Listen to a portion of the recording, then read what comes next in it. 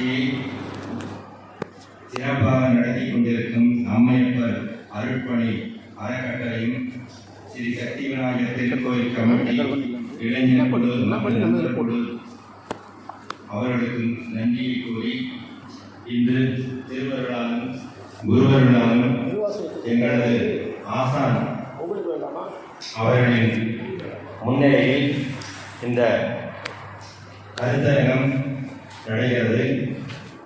அடியனுக்கு ஞானதிக்கு வழங்கிய சம்பந்த சரணாலய திருவடிகளை மனமுனை நீங்களால் வழங்கி அடியனுக்கு அன்றாடம் ஞானபாட்டத்தை ஊட்டிய ஆரோடிகள் திருவடிகளை மனமுனை நீங்களால் வழங்கி இங்கு முன்னால் அமர்ந்திருக்கும் பெரியவர்களை வணங்கி இங்கு பேச இருக்கும் பெரியவர்களை வணங்கி அடியேன் குருநாதர் ஆணை பிறப்பித்த திருவம்பாவை மந்திரத்தில் இரண்டாவது மந்திரத்தை அடியேன் உங்களர்களால் சிந்திக்க உள்ளேன்.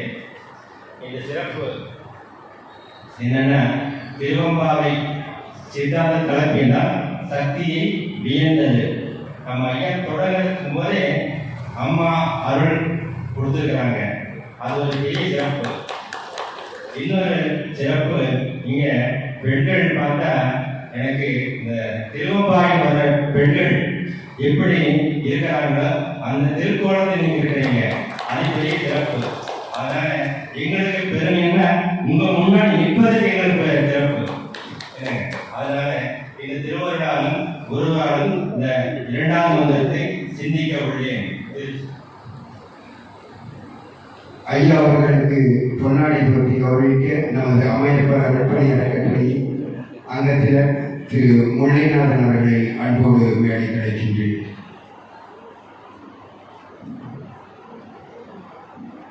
பொன்விழா ஆண்டு மலரை வழங்குவதற்கு நண்பர்கள் குழுவின் முன்னாள் தலைவர் திரு வெங்கடேசன் அவர்களை அன்போடு மேடை கிடைக்கின்றேன்.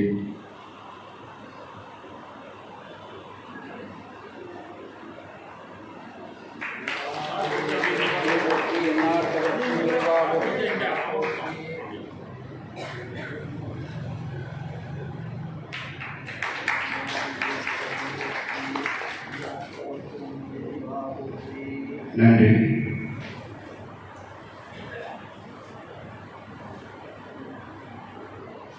மந்திரம் பாசம் பரஞ்சோதிக்கு என்பாய் யாப்பகள் நாம் பேசும்போதும் எப்போதும் போதார் அமிழ்க்கு நேசமும் வைத்தனையோ நேரிடையாய் நேரிடையே சீசி இவையும் சிலவோ விளையாடி ஏசும் இடமீதோ விண்ணோர்கள் ஏற்றுதற்கு பூசும் மலர்பாதம் தந்தருட வந்தருடும் தேசன் சிவலோகன் தில்லை சிற்றம்பலத்துள் ஈசனாருக்கு அன்பார் யாம் அலையோர் எம்பாவாய் என்பது மந்திரம். இது சொற்பொருள்.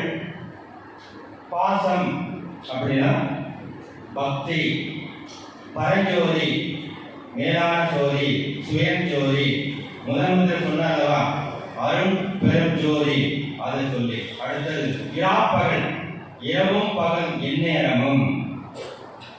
போதார் அப்படின்னா போது என்ற மலர், ஆன நிறைந்த, போதார் அப்படின்னா மலர்கள் நிறைந்த.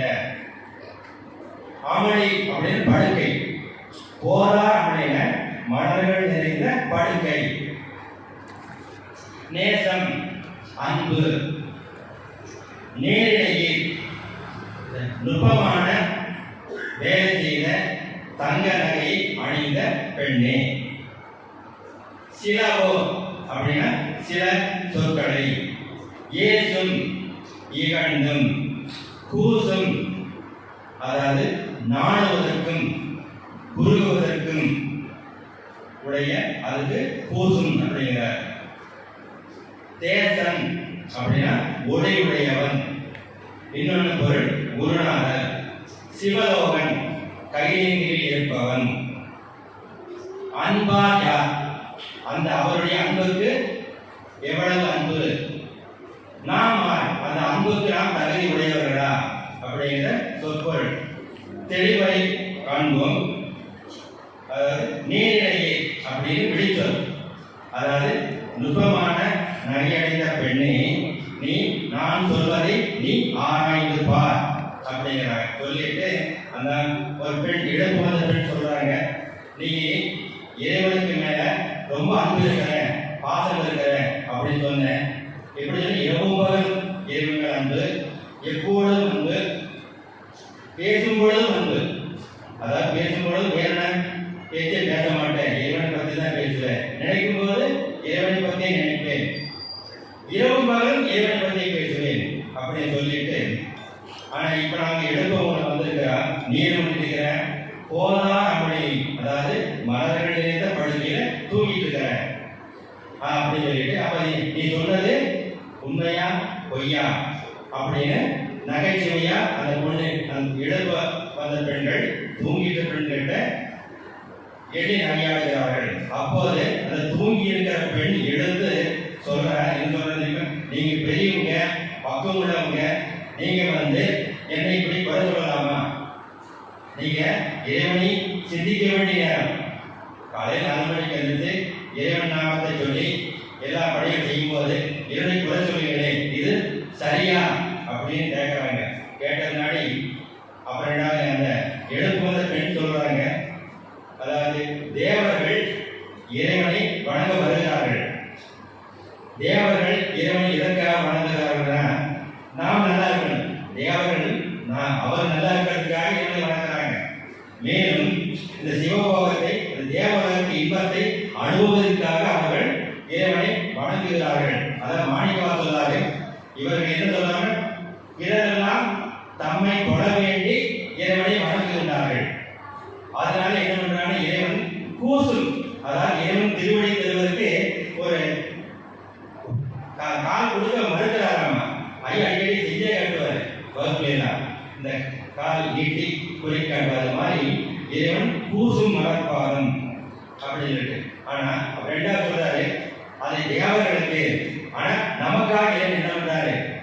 அதை மந்திரம் படிச்சு பாருங்க, தந்து அருள வந்து அருள், 2 தடவை அருள் போடுவாரு. இது சிறப்பு.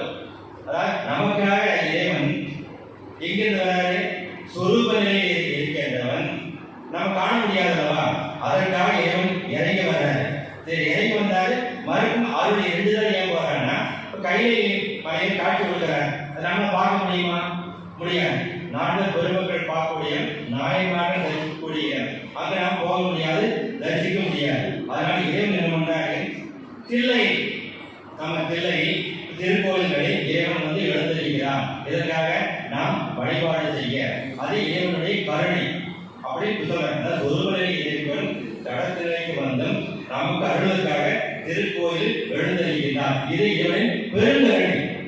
இந்த கருணைக்கு நாம் ஈடு செய்ய முடியுமா? அதாவது நாம் அந்த கருணைக்கு நாம் தகுதி உடையவர்களா அப்படிங்கிறாங்க. அப்ப ரெண்டாவது சொல்லிட்டு, நமக்கு அன்பு எப்படி இருக்குது? இறைவன் மேல அன்பு குறைவாக இருக்கிறது. அதான் சொன்னாரு. இப்ப நம்ம ஐயா சொன்னாரா, நம்ம மானிட பிறவி எதுக்காக? இறைவனை வழிபாடு செய்ய. நம்ம எல்லாருக்கும் நேரம் இல்லைங்களா? இந்த உடம்பு கடல் கரண புவனங்கள் எல்லாம் கொடுத்து இறைவனை வழங்குவதற்கு தந்திருக்கிறார், நேரமும் தந்திருக்கிறார். ஆனா நம்ம என்ன நினைக்கிறார்? நேரம் இல்லைங்களா?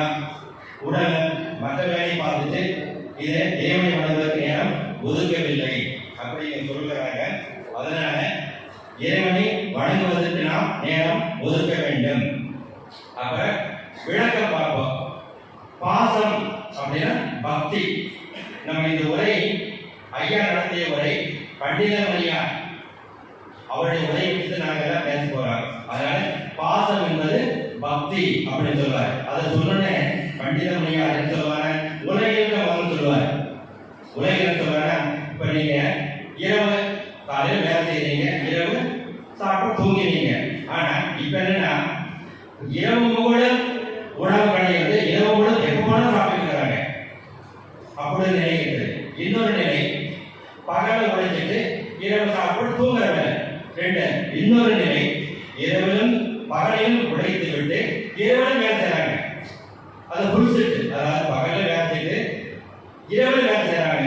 காரணம் அவங்க குடும்ப வாரம், குடும்பத்துக்காக. அப்படி 3 நிலை பண்டிதனையே சொல்றாரு. அது நுட்பம் என்னன்னா, ரெண்டாவது இந்த பெண் சொல்வா, நாங்க அப்படியெல்லாம் உலகத்திற்காக நாம் உணவு உண்பதில்லை, உறங்குவதில்லை, வேலையும் செய்வதில்லை. நான் என்ன பண்றேன்னா இரவும் பகலும் இறைவனையை நினைத்துக் கொண்டிருப்போம். நமக்கு என்ன பாடனா இதை நம்ம முடிஞ்ச அளவுக்கு இவங்க சொல்றாங்க, மாணிக்கவா சொல்றாரு இரவும் பகலும் யாப்போதும் இறைவனை நினைக்க வேண்டும். நம்ம முடிஞ்ச அளவு நினைப்போமே, நினைப்போம். இது 5 நிமிஷம் 10 நிமிஷம் 1/2 மணி நேரம் சொல்லி வழிபட இறைவன் நமக்கு நேரத்தை தருவான். சரி, அடுத்தது போனார் அவளைக்கு அப்படிங்கிற இப்ப படுக்கை நிறைந்த மலர்கள் நிறைந்த படுக்கையில் படுத்துக்கிறாங்க. இப்ப பெண்கள் எழுப்ப வந்துக்கிறாங்க. எழுப்ப வரும்போது என்ன பண்ணிட்டு அந்த பொண்ணு தூங்கிட்டு இருக்கிறாங்க. ஆனா இந்த பொண்ணு தூங்குற பொண்ணு நேற்று முதல் நாள் என்ன சொல்லிக்கிறாங்கன்னா, நான் இறைவன் மேல எப்போதும் அன்பு, இரவும் பகலும் அன்பு, பேசும்போது இறைவனை பற்றி பேசிட்டு இருப்பேன். அப்படி சொன்ன பொண்ணு இப்ப தூங்கிட்டு இருக்கிறா. எழுப்பும்போது என்ன சொல்றாங்கன்னா, என்னமா நேற்று வந்து இப்படியெல்லாம் பேசுனேன், இப்ப என்ன பண்ணிட்டு இருக்கிற, தூங்கிட்டு இருக்கிறியே, அதனால உனக்கு அன்பு இறைவன் மேலையா படுக்கை மேலையா அப்படின்னு கேட்டுட்டு ஒரு நகைச்சுவா பேசுறாங்க. அப்ப கேட்டோடனே அந்த பெண் சொல்றா, என்ன இவ்வளவு பெரியவங்க பக்குவம் உள்ளவங்க, நீங்க என்னை பத்தி இப்படி பேசலாமா? என்னை பத்தி பேசலாமாரு இறைவன் நினைக்கிற நேரத்தில் என்னை பற்றி நினைக்கலாமா? அதான் கருத்து என்ன, இறைவனை நினைக்க வேண்டிய நேரத்தில் வேற சிந்தனை வரக்கூடாது அப்படின்னு அந்த பொண்ணு சொல்றா. சொல்லி முடிச்சது. அப்ப இவங்க சொல்றாங்க என்னன்னா, தேவர்கள் இறைவனை வணங்க வராங்களவா? எதுக்கு வராங்கன்னா தாம் நல்லா இருக்கிறதுக்காக. அப்ப அவங்களுக்கு என்ன, அவன் நல்வழிப்பை உடையவர்கள், அதாவது தேவர்கள் நல்வழிப்பை உடையவர்கள், அவர்கள் இறைவனை வணங்க இப்ப எல்லாருமே நம்ம வணங்கிட்டோம் அப்படிங்கிறத வணங்குறாங்க. ஆனா நம்ம வணங்குற நோக்கம் என்ன அப்படின்னு பார்த்தா, இறைவன் நோக்கம் என்ன, நமக்கு எந்த சிந்தனையும் இல்லை. அந்த சிந்தனை இல்லாம நாம் இறைவனை வணங்க வேண்டும். சாமி சாமி கைது சொல்லுங்க. அதனால இறைவனை நாம் எந்த சிந்தனை இல்லாமல், நாம் பெரியவங்க இல்லை, ஒரு நம்ம வீட்டில் பிரச்சனை சின்ன பிரச்சனை சொல்லி வழிபாடு செய்வோம். இறைவன் எனக்கு பெருசு கேட்க மாட்டார், எளிமையான சின்ன விண்ணப்பங்களை செய்து இறைவன் வழிபாடு செய்வோம். அப்படி தொடர்ந்து வழிபாடு செய்யும்போது நமக்கு இறைவன் ஓடும் என்று போய் திருவருள் ஞானம் என்று பொருள். அந்த ஞானம் வந்தால்தான் அவர் சொல்கிறாங்க அந்த திருவடியை நம்ம அடைய முடியும். நான் சிவனை அடையலை சார், ஈஸியாக ஒரு வழி சொல்லிட்டு போங்க சார், ஊருக்கு போகிறது முடிஞ்சு சிம்பிளான வழி. திருக்கோயில் வழிபாடு 1 ஞாபகம், திருக்கோயில் பணி 2, சிவபூஜை 3, சிவயோகம். யோகம் கிடையாது, சிவயோகம். எங்கேயாவது சொல்லிக் கொடுக்குறாங்கன்னு போயிடாதீங்க. சிவயோகம் இது வந்தால் என்ன வந்துடும், ஞானம் வந்துடும். ஞானம் வந்தால் யார் வருவா, சிவயோகம். பொய்யா இனமெல்லாம் போய் அகல வந்தருடி, போய் அகல வந்து பொய்யா இனமெல்லாம் போய் அகல வந்தருடி, விஞ்ஞானமாகி வெளிகின்ற மெய்ச்சுடரே ஆதியும் வந்தமில்லை அனுப்புது. அது சொல்லுறது அழகாக பொருந்தினார். 1ஆவது மந்திரத்துக்கு ஜோதி இருக்குது, 2ஆவது மந்திரத்துக்கு ஜோதி இருக்குதுன்னு சொன்னார். அதில் சிவமே பெரும் திரு என்றால் ஞானம். எய்தித்திரை நின் திருவடிக்காம் பவமே அருள் கண்டார். அதுலேயே வருது அந்த மந்திரத்தில் என்ன கேட்குறாரு, மலர்பாதம் தந்தருள வந்தருளும் சேவன். இறைவன் எதுக்கு வர்றாரு, திருவடியை கொடுக்கறதுக்கு வர்றார். அவர் அழகாக சொன்னார், தேவர்களை கண்டால் இறைவனுக்கு பிடிக்காதான். மாணிக்கவாசகர் சொல்கிறாரு, வாழ்த்துவதும் வானவர்கள் தாம் வாழ்வார். சிவபெருமானுக்கு பாடம் நடத்துறாரு. சிவா ஏமாந்துறாங்க, தேவர்கள் கூட்டம் கூட்டமாக கும்பிடுவாங்க, அவங்க நல்லா இருக்கிறதுக்கு மறந்துறாங்க. வாழ்த்துவதும் வானவர்கள் தாம் வாழ்வான் தம்மையெல்லாம் கூட வேண்டிய ஊரில் இருக்கிறவங்களாம் நம்மளை கும்பிடணும், இவன் அவன் உங்களை கும்பிட்டு இருக்கிறான், ஏமாந்துறாங்க. மாணிக்கவாசகர் கேட்டார், நீங்கள் எதுக்கு கும்பிடுறீங்கன்னு கேட்டார். மாணிக்கவாசகர்கிட்ட சிவபெருமான் கேட்டார், நீங்கள் எதுக்கு கும்பிடுறீங்கன்னு கேட்டார். பாட்ட பிறவி அறுத்திடுவான் யாரும் பிறவி போகிறதுக்கு நான் கும்பிடுறேன், அவங்க சொர்க்கத்தில் நல்லா இருக்கிறது கும்பிடுறாங்க, ஏமாந்துறாங்க அப்படின்னு சொல்கிறாங்க. யாருக்கிட்ட, சிவபெருமான் சொல்கிறார். அதைத்தான் பவமே அருள் கண்டால்.